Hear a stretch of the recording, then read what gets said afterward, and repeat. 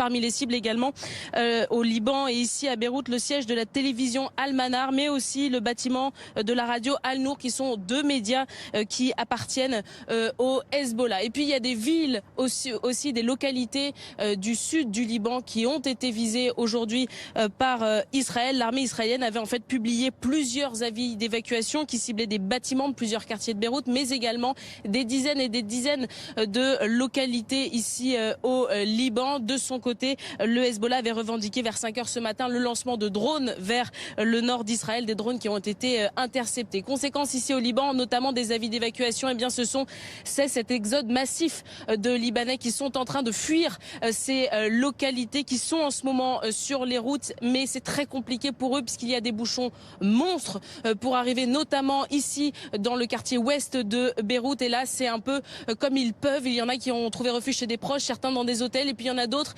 qui dorment dans la rue, dans leur voiture. Il y a d'ores et déjà des abris qui ont été ouverts, notamment dans des écoles. Hier, le gouvernement expliquait qu'il y avait 171 centres d'accueil ouverts, mais déjà la moitié était plein. On devrait avoir de nouveaux chiffres dans la journée.